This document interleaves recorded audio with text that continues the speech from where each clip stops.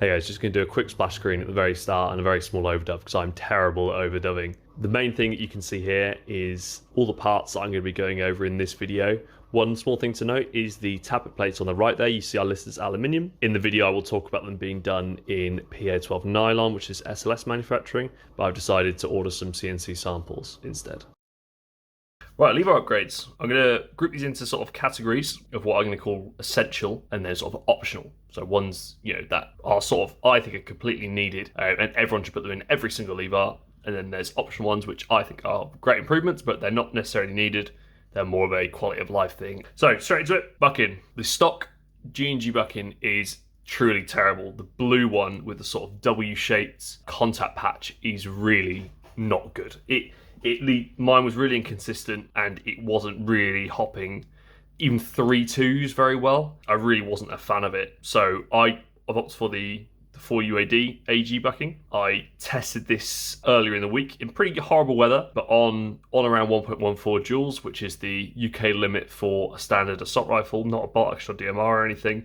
I was getting BBs easily out to about 60-65 meters, which is real meters. I did it at range, not airsoft meters. And for me, that's competitive. I wouldn't feel the need to get another barrel or anything.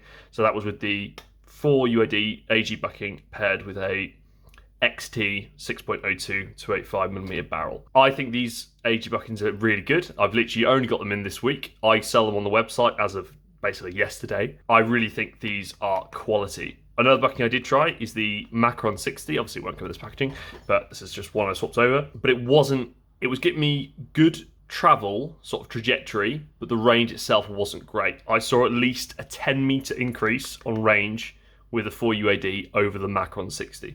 Obviously, airsoft guns, tolerances and all that are pretty inconsistent. You might not experience the same results I have, but these buckings are quality.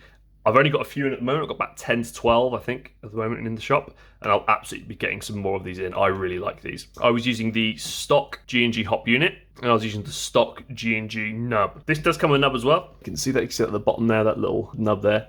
I didn't actually test it as I was sort of limited on time, but I would imagine the results I got with using the standard nub, I imagine this nub, there can't be that much better. If you're in a place that has higher limits in the UK, so we're limited to 1.14 joules for any sort of assault rifles, anything that can do auto, and then above that it's going to be 1.67 joules for DMRs or 1.88 joules for DMRs, and then up to 2.32 joules for bolt actions. So some sites will let you use a lever action as a bolt action because technically you're cycling the bolt. So if you want to use this for basically any weights up to 4.3s, they claim, 4UAD have claimed 0.48 max. Obviously, I can't test that. I don't have any 4.8s, but it wouldn't surprise me if you use this, and probably the stock nub in the G&G LevAR as it comes is probably fine for that as well. It's a really nice sort of flat, slightly concave nub.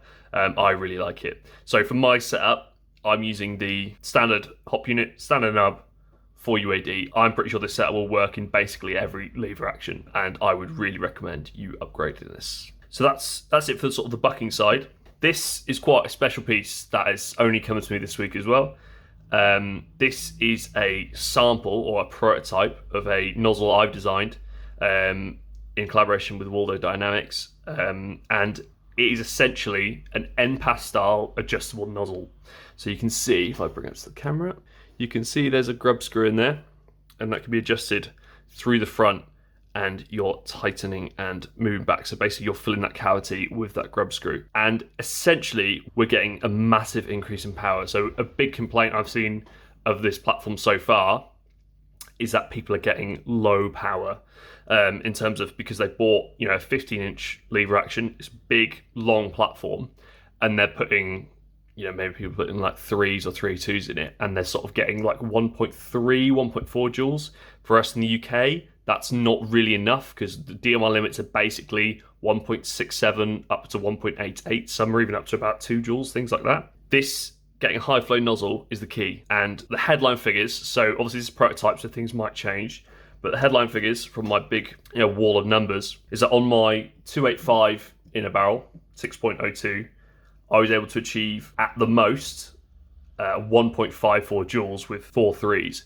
Which is not at the very limit of a standard DMR limit in the UK, but think about a length of barrel and think about what the stock nozzle gave, which is about 1.3 joules, quite an increase. But if you're using the stock inner barrel, which a lot of people will do when they first get it, so if you get like a stock LevAR and you just drop the nozzle straight in, the highest reading I got, which is that one, is 2.36 joules, which for the UK is actually above UK bolt action limits, and that's on 4.3s as well, so that's not even the heaviest BB. But obviously, as it's adjustable, I would be tuning that down slightly. As it is at the moment, I want to run it at AG limits, or I'm calling them AG limits, but they're auto limits essentially. I'm running this length barrel, which is a 6.02 by 285 millimeters, with the adjustable nozzle basically completely closed. I'll put a screenshot up that gives you a slightly better view of what that looks like. This is sort of, aside from the short strokes, which I'll get to in a second, this is the key thing that people have been asking for. I'm really excited to keep this project moving. So at the moment, it's in a sample phase. We've got a few of these samples knocking around. We just want to get tests for consistency, things like that. But they're looking really positive. So, if people are looking for that extra power out of the stock units, but this is a fantastic upgrade. And I think most people who are, dealing with power limits, or they want more power, or, just having the ability to vary power is so important in a gas blowback nowadays. In all my GBBRs, they all have end passes because it's such a requirement, because, you chrono during at the start of the day, it's morning, it's sort of colder, and then by lunch you'll be hot by 0.2 joules, whereas if you've got an end pass, it's just a case of putting the Allen key in, twisting, and that's done. You're under limits. It's just such a handy thing to have, and for me, it's an essential for a gas rifle to have some form of power adjustment. So that is what it's at. So that is really important. As soon as these release, they'll be on the website. I'll get a ton of them in, and I'll probably put them in a bundle with the 4UAD buckings and with the short strokes to give you a sort of upgrade bundle. So you'll get a slight discount on that on all 3 items, and you'll have your essential upgrades. So in terms of parts then, those are the aftermarket essential upgrades, a nozzle and a bucking. In terms of sort of not aftermarket but essential, you got your grip. So I mentioned this in my disassembly video. This needs to be a V2. If you stub a V1, you're basically holding onto a miniature hand grenade. If you watch my disassembly video, you'll see I mentioned that raised area and also the vanes. I put a little picture up. You need to have a V2 grip for this platform. The V1 grips are a hazard.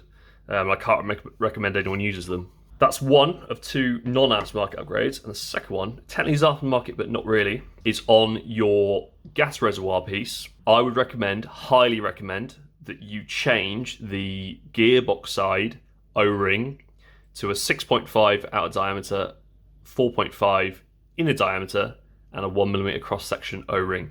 It's slightly thicker than the standard green ones, but it is very essential you do this. I have found that if you have never taken the gas reservoir apart, you probably wouldn't have experienced any leaks, but mine has been leaking like a sieve when I've not changed this O-ring. And I've changed this O-ring, and I took it out to the range earlier in the week, and it worked flawlessly. No leaks, none of that. Gas efficiency was really good. I think this is another essential mod, which I think every single one should do. The stock O-rings are fine quality. They're just slightly undersized, and what you'll basically find is you'll see that there's slight friction as I pull that out. As you insert it into the gearbox itself, you'll notice that there isn't really much friction. And to be honest, even this 6.5 millimeter out diameter O-ring, even if you're installing it sort of just like this, you'll notice that there isn't actually that much friction. I would even suggest you might be able to go up another 0.25 or 0.5 millimeters width. So maybe up to a 7mm out diameter O-ring. Basically improving your seal in this cavity here. As you insert it like that, you pull it apart, there's basically no friction. Yet when you pull this part out, there is a bit of friction. And that's going to be what seals your gas in. Then we get to sort of optional ones, which are sort of not necessary, but I think they greatly benefit the platform. So the most obvious one, and the one that's sort of I'm known for, is the short stroke kits.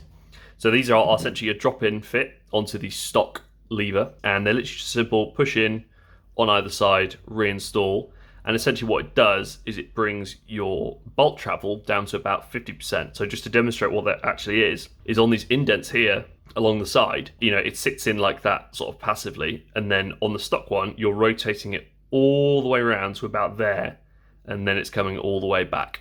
Whereas on the short stroke kit, you're going to about there, and then it's coming back in. So I've done a full video on this. You can watch it on my channel. This is sort of it's an amazing quality of life, and it greatly increases your rate of fire, because you're basically just going like fire, like rack, fire, rack, fire, rack. Instead of fire, you do the full travel. You might be able to get quite quick at doing that, but it's just a lot. It's so much more distance. I think this is an essential one. So that's just my simple drop-in print kit. I've got quite a few of these knocking around now. If you didn't want to do a printed short stroke and you wanted something maybe a bit looking different, you have access to aftermarket levers. So this is the TWT/Raptor aftermarket. I believe these are CNC'd aluminium. They're very lightweight. If I had to guess, I haven't weighed them. It's probably about half the weight of the stock one. And what it basically allows you to do is adjust if you want to have full travel or have a short stroke travel. So these are about the same as my kit. I've only just received this aftermarket one, so you can see the short stroke in a similar position. That nut is in a similar position to where my sort of stroke starts. The travel is about the same. But what I will say about these is that they're quite sharp around the edges. It's not sharp, like it's not going to hurt you or anything, but it's quite rough feeling. It's not a great product in my opinion. The shape is a bit divisive. It's quite nicely designed, but when you feel it in your hand, if you've got one, you'll understand what I mean. It just feels a bit rough around the edges compared to the nice glossy polishy. If you're putting your hand in this, you want to be able to sort of glide past and get a good grip on it.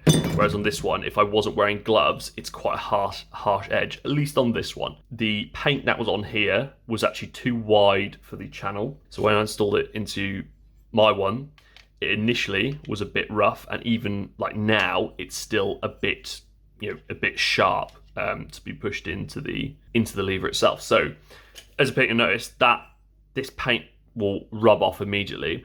And when I also put it in, it completely locked the bolt up. I'll put a little video that I took, and it was basically that it was in, and then it was sitting at an angle, and because there was too much material at the top here, it was just locking the bolt. So it's a completely new product. I get it. Mine was completely locked, and I had to file off the corners of the top here for it to even cycle. So not great first impressions on that, I have to say. One thing that isn't included on these levers is they actually came out quite early, and obviously the more these levers are around, the more we can see what the issues are, what potential issues are, etc. There's no Overtravel piece. So I had someone email me today actually asking about what's this piece for, and essentially what it is that when you rack it with a short stroke kit, the thing you're tensioning off at the end of travel is actually the tappet plate, and if you keep pushing it, the tappet plate will flex outwards. But essentially they can snap in this place here, and it flexes outwards like this. I mean, this isn't very this is more flexible, but this is quite not very flexible, and it will essentially just snap here. That's a sort of quite a big issue. And I also noticed that on the Airsoft World in the UK, where we can get these Raptor levers, they have a little warning that say there's no warranty if you use this and it breaks tappet plate, which is a bit rubbish. Not necessarily Airsoft World's fault, but a bit of an oversight with the original design of this that doesn't include it. So as of this week, I've got my own Overtravel pieces. They literally just push in like that, and then that is your fail-safe for the tappet plate. It's essentially a tappet plate saver. You can see I've already put some wear onto this one just by racking it in the thing, and essentially it gives you peace of mind that you shouldn't be able to just, if you rack it too hard, or in most cases it's when people have handed the lever to someone else and they don't know how rough they should be with it, and they've just whacked it like that and it's just broken the tappet plate straight up, or it's done damage to something. So this should give you some peace of mind. So I'll put these up this week and they'll be available to get from my website. So in general, I can't really recommend these Raptor levers, but if you are going to get one, keep it safe and grab one of these little pieces. I'll be selling them in sets of 2, and hopefully they should do the trick. They have with mine so far. I'm going to test it this weekend as well, but it should be all good. Aside from that, as I mentioned, I probably wouldn't use one of these myself. I don't think aesthetically they're better than the stock levers. The knuckle duster one is pretty egregious. I really don't like the look of that, but it's quite a nice upgrade. It's lighter weight if you care about that kind of thing. I kind of wish the bevel they did around all the side was a bit bigger, so it wasn't quite as rough.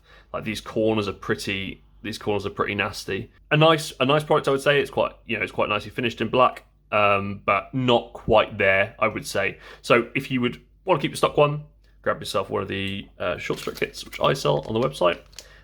If you'd rather have something a bit different, or you want to change the style, use a knuckle duster one if you like that sort of thing, then the TWT/Raptor levers are probably the way to go.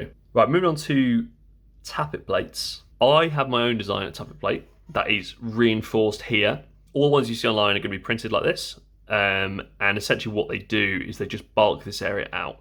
This does mean you have to replace one of the screws in the mag release, which I go over in the disassembly reassembly video. But overall, having a reinforced Tappet plate is probably a good idea because all the action you're doing is when you're doing your lever action itself, it's pushing back on that Tappet plate like that and just rotating it backwards like that. I haven't put these up for sale yet, because I'd like to get them done in SLS materials. I'm just waiting for a quote back as of today, which is the 6th of December.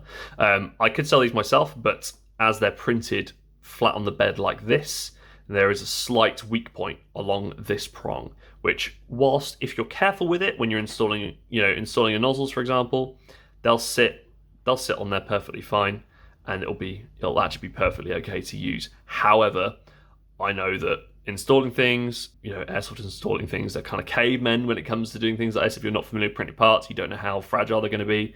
I can see a lot of these, I can foresee a lot of these breaking.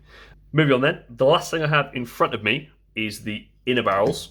I think the main reason you should be using different inner barrels is for power or size.